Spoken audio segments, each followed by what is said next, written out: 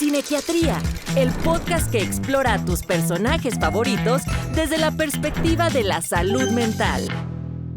Bienvenidos a un nuevo episodio del podcast de Cinequiatría. Yo soy el doctor Agustín Torres y de León, soy médico psiquiatra y tengo el placer y honor de tener un gran invitado, un gran amigo, una persona muy querida, a quien admiro por su capacidad clínica, conocimiento no solo de temas de manera profesional. Pero sin más, le doy la bienvenida a mi querido Eliud Escobedo. Eliud, bienvenido al podcast. Muchas gracias, mi querido doctor Torres, y qué bueno, es un honor estar aquí contigo compartiendo este programa tuyo que ha tenido un buen eco, sin parodiar a Humberto Eco en la gente. Gracias por la invitación. No, hombre, al contrario, nosotros muy honrados y quiero agradecerte por la recomendación de la película que vamos a analizar esta ocasión en el podcast de Cinequiatría. Como saben, hablamos de una película y la analizamos desde la perspectiva de la salud mental. Y esta vez Eliud nos ha recomendado una de sus películas favoritas, que confieso que para mí también es una película magnífica. Y vamos a hablar del Nombre de la Rosa. El Nombre de la Rosa es una película que está basada en el libro de Humberto Eco.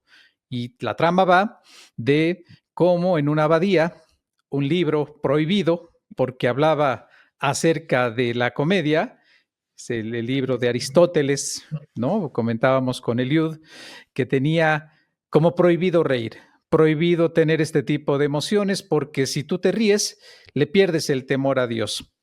Jorge de Burgos cuidaba con celo el libro y de ahí se da la trama del resto de la historia de la película. Pero no quiero adelantarme y quisiera preguntarte, Eliud, antes de entrar al análisis de esta persona tan carismática de Guillermo de Baskerville, que nos digas para ti qué es la película El Nombre de la Rosa.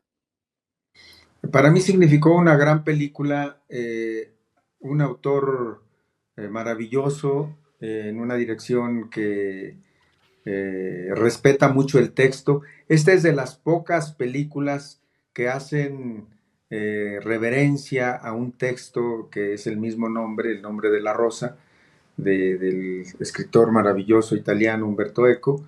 Y la película no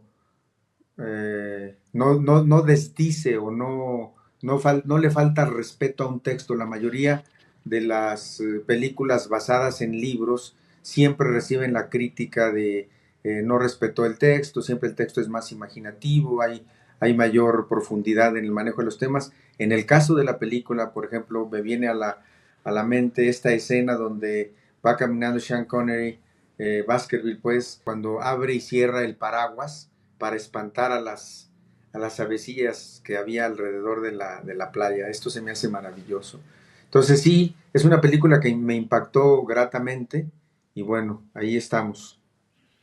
La experiencia en el trabajo clínico es hablar con las personas y hablar efectivamente puede ayudar a que alguien sienta un alivio. Pero la realidad, como en la película, observamos que el trabajo clínico de un psicoterapeuta es organizar de manera objetiva lo que la persona le comparte. ¿Crees que en esta película se dan esas escenas con Guillermo de Baskerville? Completamente. Hablando de este monje franciscano, nosotros, si bien no somos monjes franciscanos, somos terapeutas con un enfoque claramente definido. El contexto en el que nos movemos, si bien no es una abadía, es un consultorio, el símil es muy interesante porque en una película pocas cosas suceden al azar.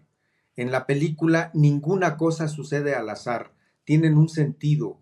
El que llevara el paraguas donde no había lluvia, o bueno, ahorita que transcurra un poco el análisis de la película, del movimiento, esta escena, por ejemplo, de la chica que está afuera pidiendo que le den de comer y luego cómo se las ingenia para tener una escena con una sexualidad fantástica, una sexualidad bella en el espacio de la cocina.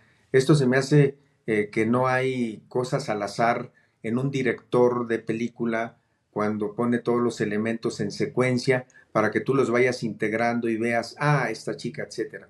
Así pasa en la terapia. En la terapia le ponemos elementos emocionales ponemos elementos conductuales, ponemos frases a veces y a veces las provocamos y entonces hay un símil parecido, no a esta película de basada en el libro de Humberto Eco, El nombre de la rosa, que en este genial tema de cinequiatría, que se me hace una cosa maravillosa. Esta fue una de las razones por las cuales me impulsó a participar contigo, mi querido doctor Torres, la idea genial de había cine, mostrarles a manera de metáfora qué hacemos en la terapia. Entonces, en la terapia integramos elementos uno a uno, de manera sencilla, de lo sencillo a lo complejo. En el modelo que yo manejo va de lo sencillo a lo complejo, de lo simple a lo complejo. Empezamos a veces por ideas simples, llegamos a ideas complejas. Empezamos por conductas simples. Por ejemplo, tengo una chica que se muerde las uñas y le pedía que hiciera, qué pasaba cuando mordía las uñas, y le pedí que lo hiciera en ciertos horarios y después, y de hecho repetí un experimento del buen doctor Milton Erickson, donde él hace lo mismo. Le dije, ok, cuando muerdas las uñas, por favor, antes de morderlas, voy a morder las uñas y luego las muerdes, pero solamente en estos horarios, a las 3 de la tarde que ya estaba en la casa y a las 7 de la noche, y solamente media hora. Se aburrió y dejó de hacerlo.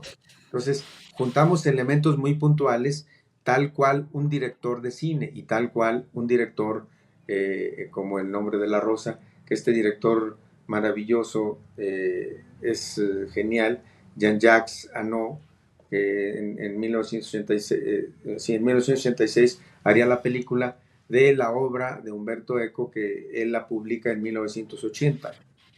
Y que mira, haciendo este símil y recordando lo que nos estás diciendo en este momento, me viene a la cabeza cómo los monjes pensaban que la primer muerte que había ocurrido en la abadía era obra del demonio, ¿no? Era la conclusión a la cual ellos habían llegado, ya que aparentemente este había caído desde una ventana que no se podía abrir, que no había ningún rastro de cristal y que la conclusión a la que ellos habían llegado es que una fuerza sobrenatural, una fuerza demoníaca, había hecho que cayera justo en el lugar en donde fue encontrado el cuerpo. Y como bien nos estás describiendo, en una terapia, la observación cuidadosa, el estar pendiente de lo que la persona dice y hace, nos ayuda a lo que vemos en la escena, que él prácticamente deduce que no cayó de la ventana cerrada, sino que seguramente alguien lo llevó a cuestas, movió el cuerpo, se fijó en el hielo, en las pisadas, a cada rato asombrado por las reflexiones que tenía este monje franciscano y cómo él le enseña que podía ir caminando de espaldas y así poder dejar el cuerpo y hacer pensar que había sido algo sobrenatural. ¿Qué te parece esta escena, Eliud? Me parece genial porque nos recuerda dentro de la propia película del nombre de la rosa a este personaje creado por Sir Arthur Conan Doyle, que es Sherlock Holmes, en el que la observación, una observación poderosa, como dirían en unas caricaturas ya muy antiguas, que es ve más allá de lo evidente y aplica un razonamiento lógico entrenado, un razonamiento eh, eh, que va acumulando evidencias, y entonces si nosotros tenemos la terapia por evidencias, basada en evidencias, y va aumentando su razonamiento. Yo he de comentarte que en un primer momento, cuando decían que el diablo o que una fuerza satánica había aventado a este hombre, a este monje, a este estudiante, yo creí que era cierto que un perverso demonio, matador de monjes, se había metido a esta abadía y lo habría aventado. Y la gravedad hizo lo demás, porque la gravedad pues no perdona a nadie, lo avientas en una altura definida y cae.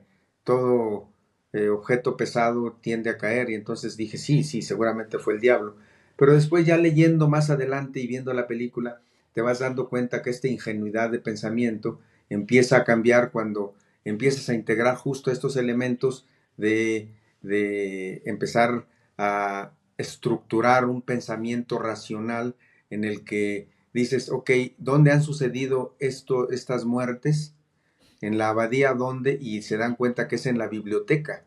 ¿Y qué hacían en la biblioteca? Que las personas que fueron a la biblioteca habían fallecido, porque es un conjunto de muertes que difícilmente Satán, el diablo, Belcebú, o como se le llame, o esta fuerza malvada, malévola, había matado a estas personas, y era la mente humana la que había, la que probablemente habría inducido a las muertes a estos lectores. Y bueno, seguimos para dejar el misterio, que el misterio camine. Y que esto que estás describiendo, como en la práctica profesional, cuando las personas consultan, tienen una idea, si bien a lo mejor no que el demonio les ha llevado a la condición por la cual consultan, encuentran otras explicaciones, generalmente del exterior, ¿no? De mi infancia, de mis padres, de mi crianza, y es muy interesante ver cómo en la película todos los monjes empiezan a estar aterrados, compartiendo una idea que parten de una afirmación de la cual no hay ninguna evidencia, como nos estás mencionando. No hay esa Pero fíjate, reflexión. Torres, perdóname esta intromisión abrupta, pero sí hay, tú lo sabes más que yo y lo sabes muy bien, que el efecto placebo se basa en la fe de un medicamento, en la fe de que cierta terapia, cierta intervención nos va a favorecer un cambio. Entonces, aquí hay una lucha entre la fe y la razón, y a veces nosotros Cierto. utilizamos ambas. No sé qué pienses de esta intromisión impertinente en la que me he metido, Torres. Yo quiero y te invito a que lo sigas haciendo porque la única manera en la cual tú y yo disfrutamos hablar juntos es esa, ¿no? De intromisiones que enriquecen la reflexión y estoy de acuerdo porque es una lucha entre estas dos fuerzas, ¿no? De la razón y otro tipo de pensamiento, pero sí, el efecto placebo, para quien nos ve y nos escucha, es utilizar una estrategia que no va a generar ningún cambio, como podría ser un medicamento, una técnica o algún otro tipo de intervención. Pero la persona que la va a recibir, en el caso de, supongamos que es un medicamento, va a recibir cápsulas. Cápsulas que la persona va a tomar, como dice Liud, con la fe, con la convicción y con la esperanza. Y lo que resulta es que algunas personas se recuperan, algunas personas mejoran. Y creo, y qué bueno que lo mencionas, que esta parte de fe, de esperanza, de salir Correcto, adelante y de estar bien, es un elemento indispensable que hoy por hoy los procesos psicoterapéuticos toman en consideración. correcto. Y fíjate que aquí el concepto que yo leí, no sé si lo leí o en algún momento por mi descuido de pensamiento se unió, la esperanza podría ser, ¿qué te parece esta idea? De, es creer que va a ocurrir algo mejor esperando que suceda lo peor. Y es el caminito entre espero que esté bien, pero tengo la esperanza que va a estar bien, pero creo que va a ocurrir lo peor. Y esa es esa lucha de, con este medicamento voy a mejorar, pero creo que no. Entonces es una lucha y la esperanza siempre se sobrepone a la cosa buena. Espero que cambie y que cambie para bien. Ahora, en esta película se queda clarísimo el poder del conocimiento como un fenómeno implacable que a veces se utiliza para el bien, para la censura y para la manipulación. Se utiliza el conocimiento y a veces se utiliza para lograr el bien.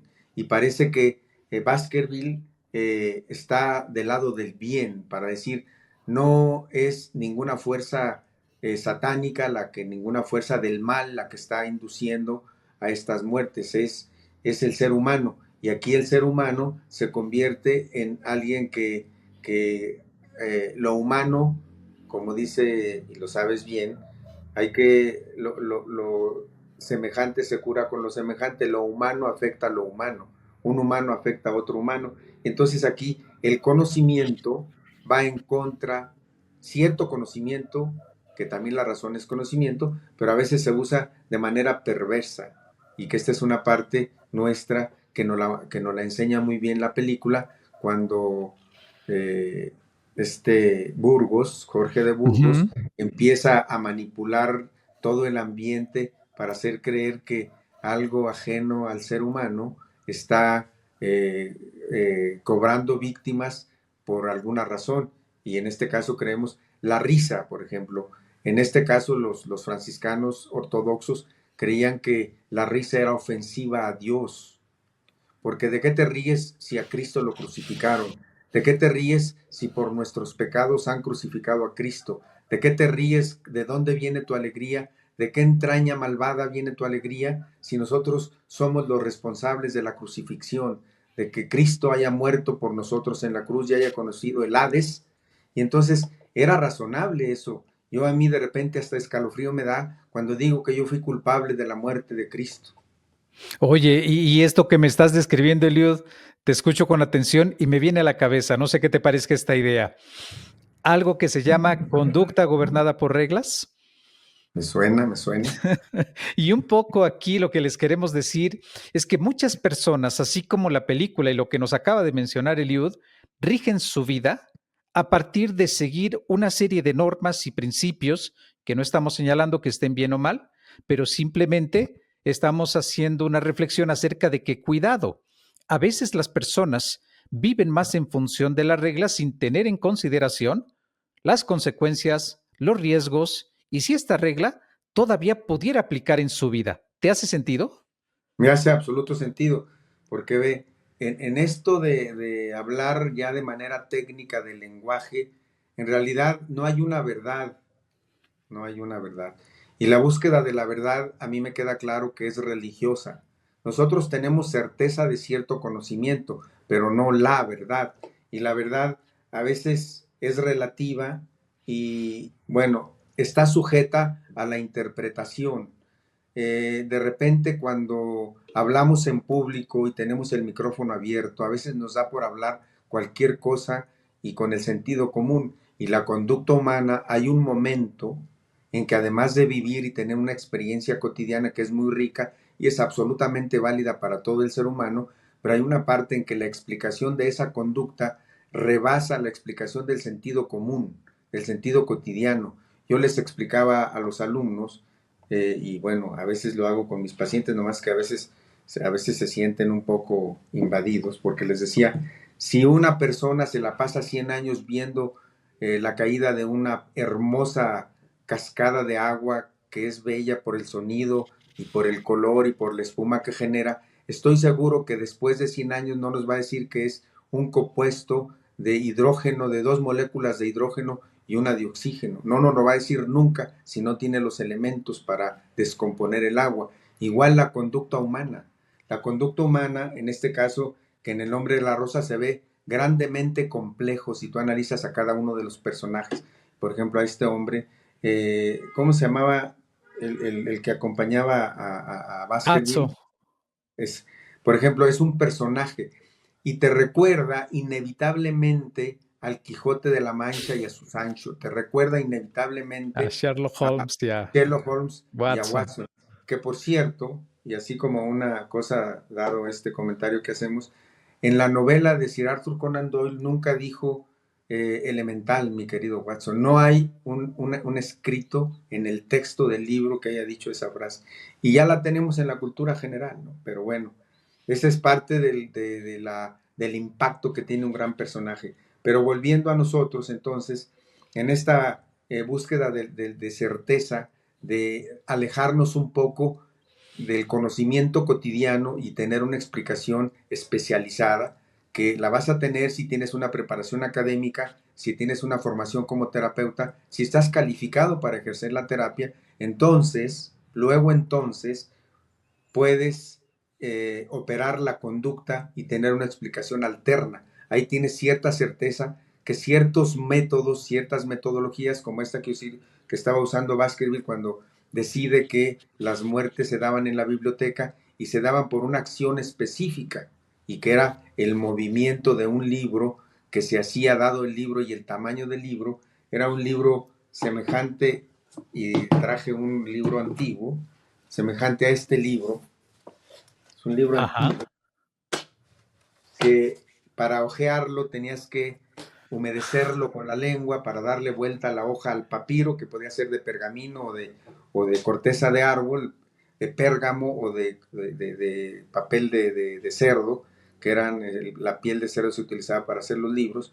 Y entonces, para darle vuelta a cada hoja, humedecías los dedos con tu lengua y le dabas vuelta al libro, y el libro estaba impregnado con ¿qué, Torres? ¿Qué era lo que tenía?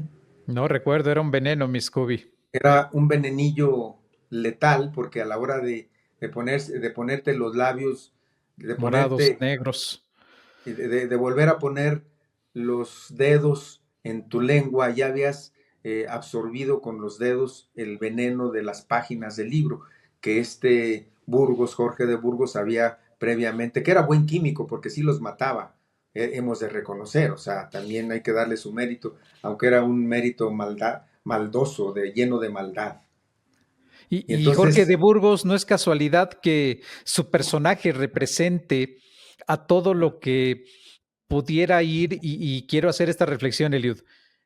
El ambiente controla la conducta, las situaciones medioambientales pueden influir, como en este caso Jorge de Burgos, que era quien decía qué se puede leer, qué no se puede leer, cumpliendo esto que nos describes acerca de no debes de reír, ¿no? Y por eso la comedia en segunda parte de Aristóteles era tan penado y completamente. tan guardado en esta hermosa y enorme biblioteca que atesoraba libros que iban en contra del razonamiento lógica que imperaba en ese momento. ¿Crees que Jorge de Burgos no era casualidad que fuera un hombre que no veía, ciego de poder?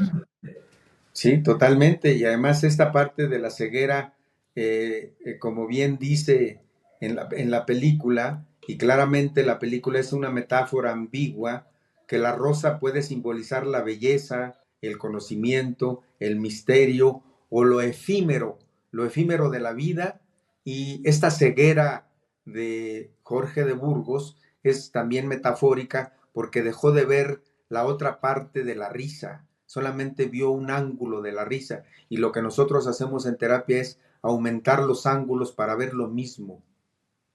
¿Dirías, Eliud, y pasando un poco a algunas de las reflexiones finales, que cualquiera de nosotros, con el debido entrenamiento, pudiera ser como Guillermo de Baskerville, pudiera tener esa capacidad de deducir, reflexionar, antes de actuar, pensar? Porque este hombre, si te fijas, era observador, no brincaba a conclusiones. Tú dirías que un proceso terapéutico, por llamarlo así, porque evidentemente habrá quien tiene esta cualidad, pero quien no la tenemos, podemos desarrollarla. Me parece un gran apunte, Torres, porque en esta parte si uno puede, en este modelo clínico, cognitivo-conductual o contextual, pues ya en las terapias de tercera generación, que es donde yo me muevo en el ámbito de las terapias de tercera generación. Te había comentado que el título de máster apenas se ha generado de terapia contextual, pero, o sea, eso requiere preparación y requiere que estés actualizado. Entonces, contestando a tu pregunta puntualmente, es bien difícil, y me refiero a Watson, J.B. Watson, psicólogo inglés, que por allá por 1924, decía él, con cierta pretensión de científico, que le dieran niños de la calle, niños hijos de Sí. científicos, niños hijos de gente pudiente, de gente con una economía solvente, y él iba a poder, de esos niños, los que él decidiera, iban a ser criminales, iban a ser médicos, iban a ser abogados, iban a ser sacerdotes. Dios guarde la hora de tener un sacerdote en casa, pero también era correcto tener un abogado, un sacerdote y un profesor que hiciera la elocuente bienvenida a una quinceañera, que para eso sirve. No sé si para otra cosa, pero bueno. Pero entonces, sí es bien difícil desarrollar la genialidad. Como bien dices, la genialidad depende al menos en teoría, de tres elementos. Uno, la biología que ya traes, el cerebro que ya traes. Dos, el contexto en el que te mueves. Y tres, las experiencias especializadas a la que te expongas, tu aprendizaje. Si tú te expones a un aprendizaje rodeado de físicos, de matemáticos, traes buen cerebro y te metiste en una buena escuela, seguramente vas a ser un tipo destacado en el dominio de las matemáticas y de la física. Casualmente tengo un sobrino que a sus cortos 16 años se doctoró. Ok, ok. Entonces, en matemáticas, pues, o sea, sí se le daba un poco esta parte complicadita, ¿no? Y qué importante que señales eso, porque cuántos padres a veces con la ambición, buenos deseos, y llámale como quieras, de que su hijo tenga cierta profesión, cierta preparación, cierta capacidad intelectual, habría de tomar esto en consideración, habría de tomar esto en cuenta para no lastimar y pues menoscabar la seguridad y la confianza del hijo, ¿no lo crees? Totalmente, totalmente.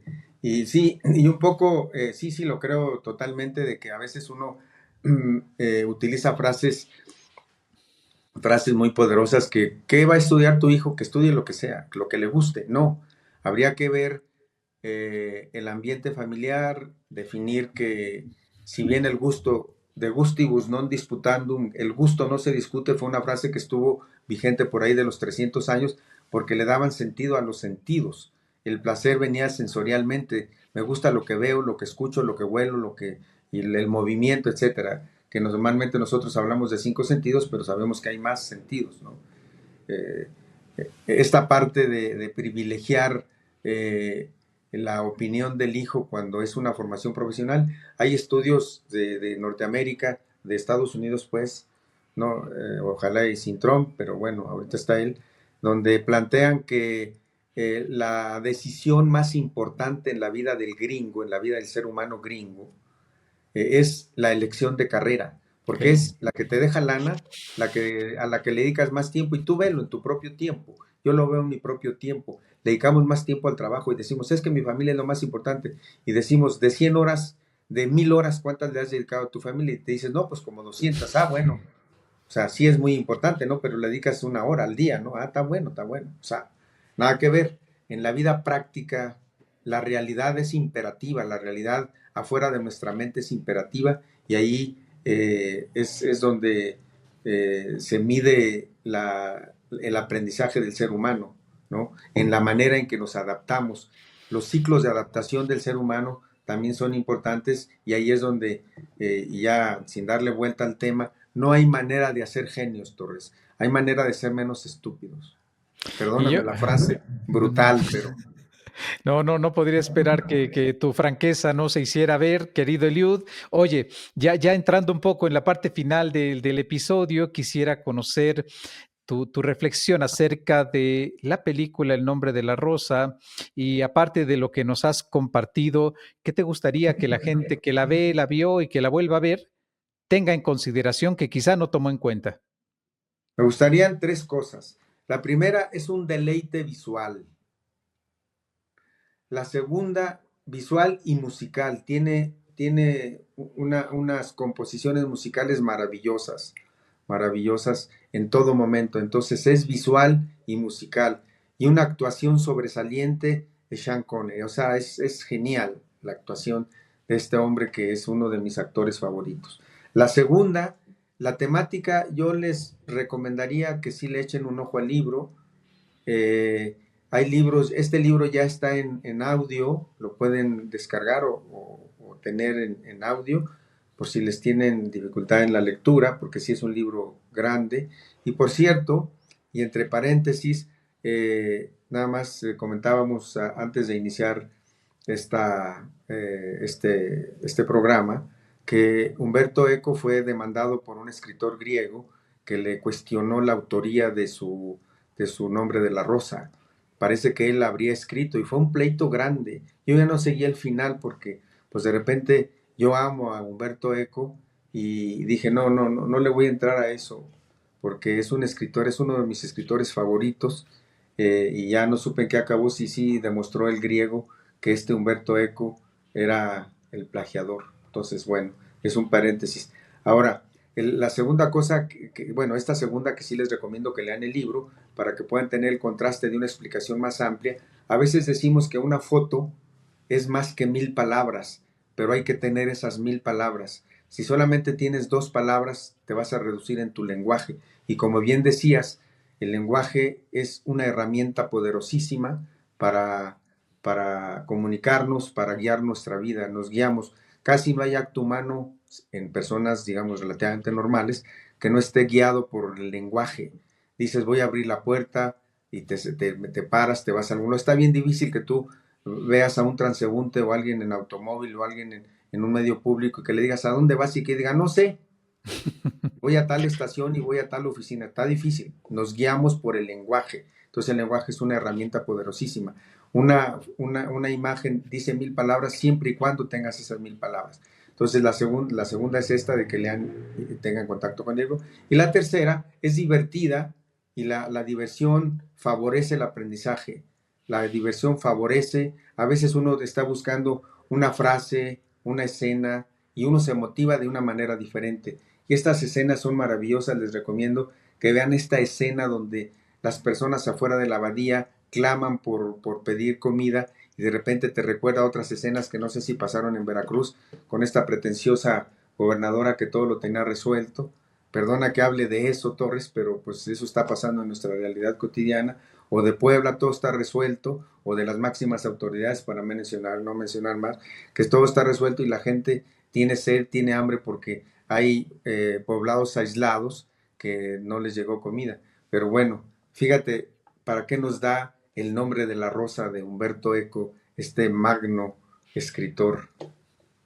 Y sin duda, querido Eliud, comparto contigo porque la película tiene todos estos ingredientes y adicionalmente nos va mostrando cómo esto que estás diciendo, ¿no? Las personas deben saber que un proceso terapéutico viene de la mano de otros cambios que tiene que hacer cada uno de nosotros por su cuenta, por su parte, acerca de la vida de cada uno en cuanto a enriquecer una serie de elementos donde a veces uno piensa que la depresión y la ansiedad, específicamente estas dos condiciones, pudieran derivar de un tratamiento simple, cuando la realidad es que se debieran hacer varias modificaciones y entre la que estás describiendo, tú y yo conocemos a muchos investigadores en psicología que están estudiando los procesos de cambio en la conducta verbal, en el proceso terapéutico, para identificar que no se trata nada más, y para que la gente que ve y nos escucha, de voy a ir a platicar con mi terapeuta. Se trata de que lo que hables en sesión sea material clínico importante, no para que apenas llegues arrastrándote a la siguiente sesión a nivel anímico, me refiero, y emocional, sino que la sesión de para un proceso de crecimiento y desarrollo personal para tu vida en adelante. Así es, Torres. Ahora bien, el aprendizaje, todos los seres humanos aprendemos. Y tú conoces bien este libro de Claude Bernard, el de medicina experimental, donde decía, un síntoma, si cae en terreno fértil, se va a multiplicar. Una ansiedad cae en terreno fértil y empiezas a preocuparte por tu ansiedad y luego la preocupación genera más ansiedad y la ansiedad inicial se sube y entonces cuando estás muy ansioso dejas de trabajar y cuando estás más ansioso dejas de dormir y cuando estás más ansioso a veces comes demasiado y eso que fue un síntoma inicial pequeño, minúsculo, se vuelve en la tragedia de un ser humano y es absolutamente válido que la persona cuando ya llega en un estado, si no crítico porque no es mortal, pero difícil, de una vida difícil, nosotros lo vemos, lo analizamos con toda la compasión y con toda la técnica, pues, con toda la metodología y con todo el afán de lograr un cambio. El aprendizaje de la conducta como esta que te describo de ansiedad, como la conducta que se necesita para estar en calma, en tranquilidad, ser un hombre apacible o una mujer apacible o algún otro género, ser apacibles, ser sinceros, ser un hombre de una pieza, una mujer de una pieza y demás personas que son de una pieza, también se aprenden por los mismos caminos de aprendizaje. La conducta normal sigue los mismos principios que la conducta anormal y con esos principios de aprendizaje podemos cambiar la conducta normal y la conducta anormal.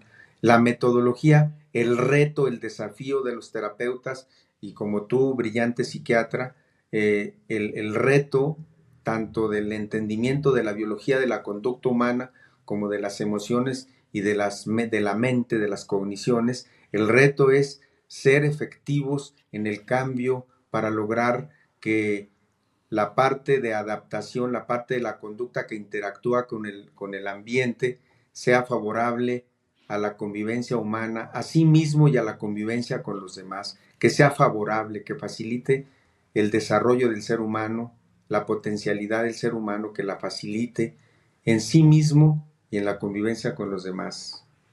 Pues querido Eliud, estamos muy agradecidos contigo de haber participado en el episodio, ya lo escucharon ustedes. Recuérdenlo, los procesos terapéuticos están basados, y deberían estarlo, en una metodología que haya probado ser eficaz para la condición a la cual uno solicita atención y ayuda. Es fundamental, y como bien nos explicas, hay una serie vamos, lo que haces para sentirte mal es lo mismo que tendrías que hacer para sentirte bien, pero hay que ir con un profesional. Querido Eliud, ha sido un placer enorme. Nosotros despedimos el episodio. Muchas gracias por haber estado con nosotros. Síganos por Spotify, Amazon Music, Apple Podcasts y sobre todo nos pueden ver y escuchar por el canal de YouTube de Cinequiatría. Mil gracias, querido Eliud. Un abrazo, querido Agustín Torres, y te aprecio mucho por este gran esfuerzo en Cinequiatría, que es maravilloso, magnífico y es gran didáctico. Un abrazo, Torres. Todo el equipo te lo agradecemos. Gracias, mi querido Eliud. Cinequiatría, el podcast que explora a tus personajes favoritos desde la perspectiva de la salud mental.